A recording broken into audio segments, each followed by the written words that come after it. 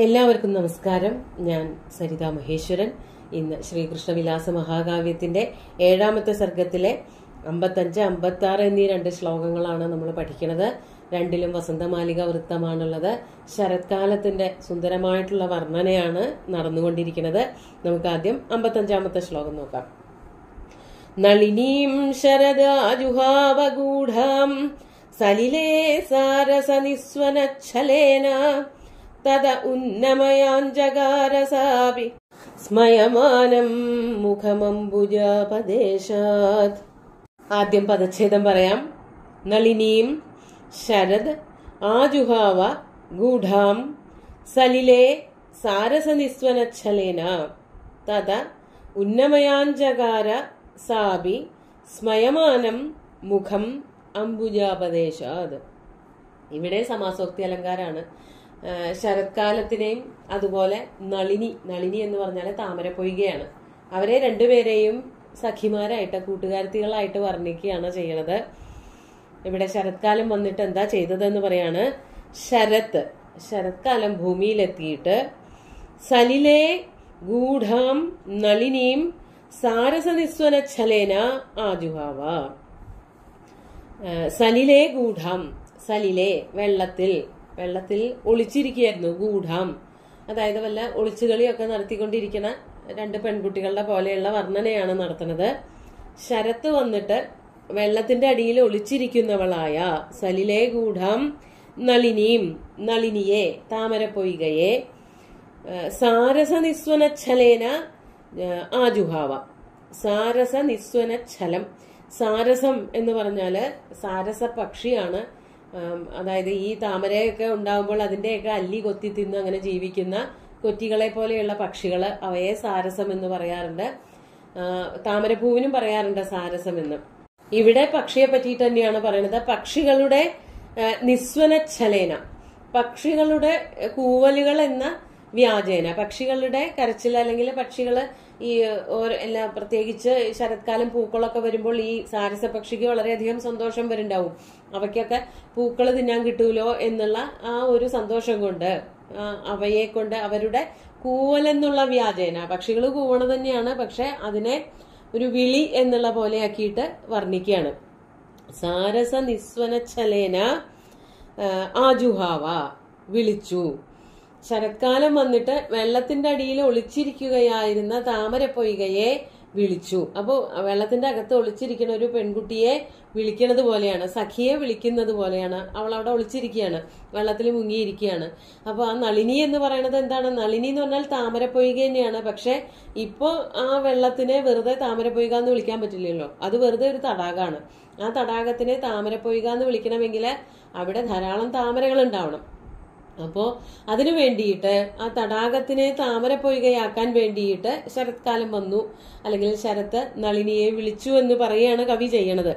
അങ്ങനെ ഉറക്കെ വിളിച്ചപ്പോൾ, പക്ഷികളുടെ കളകൂജനങ്ങളെ കൊണ്ട് വിളിച്ചപ്പോൾ ആ സഖി എന്താണ് ചെയ്തത്?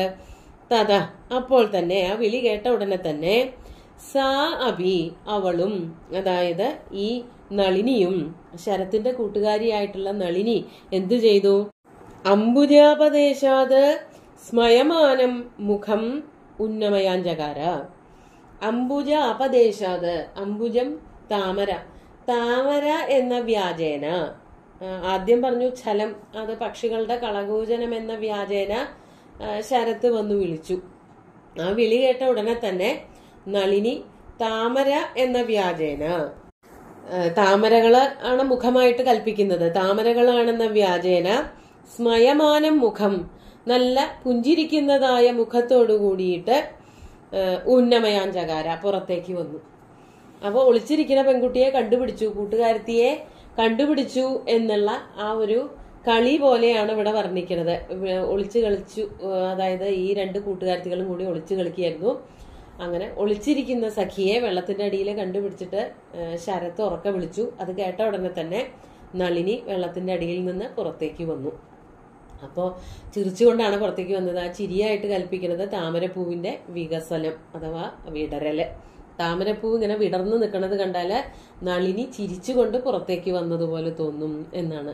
അതായത് ശരത്കാലം വന്നു, എല്ലാ കുളങ്ങളിലും അല്ലെങ്കിൽ തടാകങ്ങളിലുമൊക്കെ താഴെ കിടക്കുകയായിരുന്ന ഉറങ്ങിക്കിടക്കുകയായിരുന്ന താമരകളൊക്കെ തന്നെ പുറത്തേക്ക് വന്ന് പൂക്കളാൽ ചിരിച്ച പോലെ, താമരപ്പൊയ്കയായി തീർന്ന് ചിരിക്കുന്നത് പോലെ ഉല്ലസിച്ചു എന്നർത്ഥം. വളരെ ഭംഗിയായിട്ടാണ് കവി എങ്ങനെയാണ് ഇതിനെയൊക്കെ ഇങ്ങനെ കാണണത് എന്നുള്ളത് അത്ഭുതാവഹമാണ്. നമുക്ക് അടുത്ത ശ്ലോകം കൂടി നോക്കാം. പ്രസസാദജലം നഭശ്ച സദ്യ പ്രചകാശേ രജനീകരസ്മരശ്ച സരിതഃ പഥികാംഗനാശ്ച കാർശ്യം ദധിരേ സൈകത പാണ്ഡരപ്രകാശ. ആദ്യം പദച്ഛേദം പറയാം. പ്രസസാദ ജലം നഭ ച സദ്യ പ്രചകാശേ രജനീകര സ്മര ച സരിത പഥികാംഗനാഃ ച കാർശ്യം ദധിരേ സൈകത പാണ്ഡരപ്രകാശാഃ. അടുത്തതായിട്ട് ചുറ്റുപാടും പ്രകൃതിക്ക് വന്നതായിട്ടുള്ള മാറ്റാണ്. പലതും പറഞ്ഞു, താമരപ്പൊയ്കയുടെ കാര്യമൊക്കെ പറഞ്ഞു. ഇനി വെള്ളത്തിനും ആകാശത്തിനൊക്കെ എന്തൊക്കെ തരം മാറ്റങ്ങളാണ് ശരത്കാലം വന്നതുകൊണ്ടുണ്ടായത് എന്ന് കവി പറയാണ്. സദ്യ, സദ്യ എന്ന് പറഞ്ഞാൽ പെട്ടെന്ന് തന്നെ, ശരദ ആഗമ ഏവ, ശരത്കാലത്തിന്റെ വരവിൽ തന്നെ, അത് വന്നപ്പോൾ തന്നെ, ജലം പ്രസസാദ, ജലം വെള്ളം തെളിഞ്ഞു. അതായത് അതിന്റെ ഈ മഴയൊക്കെ പെയ്യുമ്പോൾ അതിലിങ്ങനെ കലങ്ങി കുത്തി മറിഞ്ഞു വരുമ്പോൾ ചെളിയും മണ്ണും കല്ലും ഇലകളും ഒക്കെ ഉണ്ടാവും. അതൊക്കെ പോയി മഴയൊക്കെ മാറുമ്പോൾ വെള്ളം തെളിയും. അതാണ് ഉണ്ടായത്. ജലം പ്രസസാദ, വെള്ളം ഒക്കെ പ്രസാദം ഉള്ളതായി, വെള്ളം തെളിഞ്ഞു. എല്ലാ ജലാശയങ്ങളിലും വെള്ളം കലക്കമില്ലാതെയായി. അതേപോലെ തന്നെ വെള്ളം തെളിഞ്ഞതുപോലെ തന്നെ നഭശ്ച പ്രസസാദ, പ്രസസാദ അവിടെ കൂട്ടി വായിക്കണം. ആകാശവും തെളിഞ്ഞു. ആകാശം തെളിഞ്ഞപ്പോഴാണ് വെള്ളം തെളിഞ്ഞത്. മഴക്കാറ് പോയി, മഴ പോയി, അപ്പൊ വെള്ളം തെളിഞ്ഞു, ആകാശവും തെളിഞ്ഞു. ഇനി രജനീകര സ്മര ച പ്രചകാശേ, രജനീകരൻ പ്രകാശിച്ചു, അല്ലെങ്കിൽ രജനീകരൻ തന്റെ ശക്തി മുഴുവനും എടുത്ത് ജ്വലിച്ചു. പ്രചകാശ എന്ന് പറഞ്ഞാല് രജനീകരന്റെ, അതായത് ചന്ദ്രന്റെ തേജസ് മുഴുവനും കാണാറായി. നല്ല തേജസ്സോട് കൂടിയിട്ട് ആകാശത്ത് വിളങ്ങി ചന്ദ്രൻ. അതോടൊപ്പം സ്മരനും, സ്മരൻ കാമദേവൻ, കാമദേവനും വളരെയധികം ശക്തനായി. മഴക്കാറുണ്ടാവുമ്പോൾ അവിടെ ആകാശത്തെ ചന്ദ്രനെ ഒന്നും കാണാൻ പറ്റാറില്ല. അപ്പൊ ചന്ദ്രൻ അവിടെ ഉണ്ടോ എന്നുള്ളത് പോലും അറിയാറില്ല.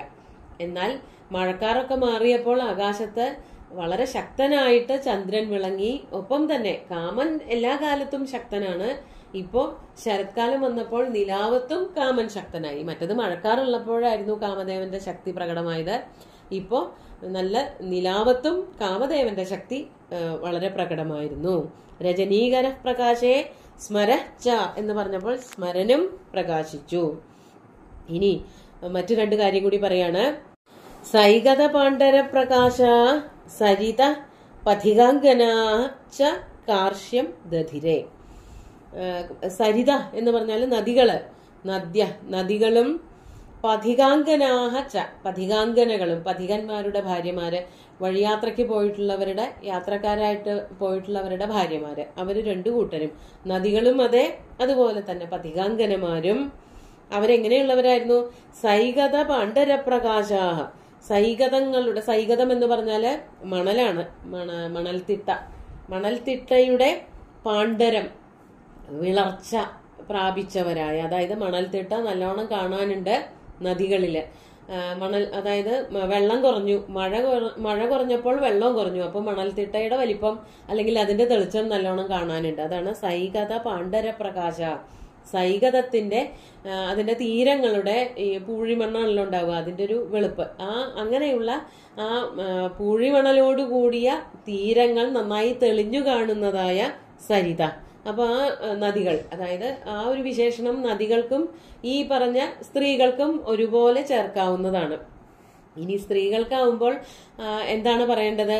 മണൽത്തിട്ടയുടെ പാണ്ഡരത ഉള്ളവരായിട്ടുള്ള, അതായത് മണൽത്തിട്ട, ഈ നദിയുടെ തീരത്തെ മണ്ണ് പോലെ ഈ വിളർച്ച പ്രാപിച്ചവരായ ഭർത്താക്കന്മാരെ അടുത്തില്ലാതെ വരുമ്പോൾ സ്വാഭാവികമായിട്ട് അവർക്കൊക്കെ വിഷമാവും. മഴക്കാലം വരുമ്പോൾ അവരൊക്കെ തിരിച്ചു വരുമെന്നും മഴക്കാലം മാറുമ്പോൾ ഇവരൊക്കെ വീണ്ടും യാത്രയ്ക്കായിട്ട് പോകുന്നു എന്നൊക്കെയാണ് കഥകള്, അല്ലെങ്കിൽ നമ്മുടെ പുരാണങ്ങളിലും കാവ്യങ്ങളിലും ഒക്കെ പറയണത്. അങ്ങനെ അവര് വേർവിട്ടു പോകുന്നത് കൊണ്ട്, വിരഹം കൊണ്ട് സ്ത്രീകളൊക്കെ കൃശഗാത്രകളായി തീർന്നു. അതാണ് സരിത പഥികാംഗനാശ്ച കാർശ്യം ദധിരേ, അവരൊക്കെ ക്ഷീണിതകളായി തീർന്നു. നദികള് കൃഷകളായി തീർന്നു, കാർശ്യം പ്രാപിച്ചു എന്ന് പറയുമ്പോൾ വെള്ളമില്ലാത്തത് കൊണ്ട് അവര് ഒരു തീരം കൂടുതൽ കാണാറായി, വെള്ളം കുറവായിട്ട് പ്രവാഹം കുറഞ്ഞു കാണപ്പെട്ടു. സ്ത്രീകളുടെ വിരഹം അനുഭവിക്കുന്നവരായിട്ടുള്ള സ്ത്രീകളുടെ കാര്യം എടുത്താല് പുരുഷന്മാരുടെ യാത്ര പറച്ചിലോട് കൂടിയിട്ട് അവരും വിളർച്ച ബാധിച്ചവരായി. ഈ മണല് പോലെ അല്ലെങ്കിൽ പൂഴിമണ്ണ് പോലെ, തീരത്തെ മണ്ണ് പോലെ പാണ്ഡര പ്രകാശം ഉള്ളവരായി തീർന്നു, വിളർച്ച ബാധിച്ചവരായിട്ട് തീർന്നു. പാണ്ഡരം എന്ന് പറഞ്ഞാൽ വെളുപ്പ്, വിളർച്ച എന്നൊക്കെ അർത്ഥമുണ്ട്. പാണ്ഡ എന്നൊക്കെ നമ്മൾ മലയാളത്തിൽ പറയണ ആ വാക്ക് തന്നെയാണ്. പാണ്ഡര പ്രകാശകളായി തീർന്നു, വിളർച്ച ബാധിച്ചവരായി തീർന്നു. അതുപോലെ തന്നെ കൃഷഗാത്രികളുമായി തീർന്നു ഈ പഥികന്മാരുടെ ഭാര്യമാര്. അപ്പോൾ അവരും അതുപോലെ നദികളും ഒരുപോലെയായി തീർന്നു. ചന്ദ്രനും കാമനും ഒരുപോലെ ശക്തന്മാരായി തീർന്നു.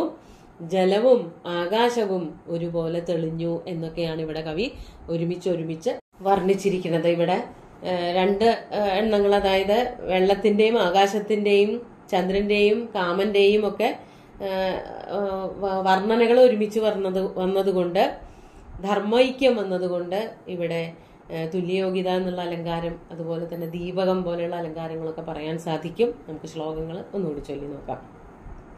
നളിനീം ശരദാജുഭാവഗൂഢാം സലിലേ സാരസനിസ്വനച്ഛലേന തദ ഉന്നമയാഞ്ചകാരസാപി സ്മയമാനം മുഖമംബുജാപദേശാത് പ്രസസാദജലം നഭശ്ച സദ്യഃ പ്രചകാശേ രജനീകരസ്മരശ്ച സരിതഃ പഥികാംഗനാശ്ച കാർശ്യം ദധിരേ സൈകത പാണ്ഡര പ്രകാശ.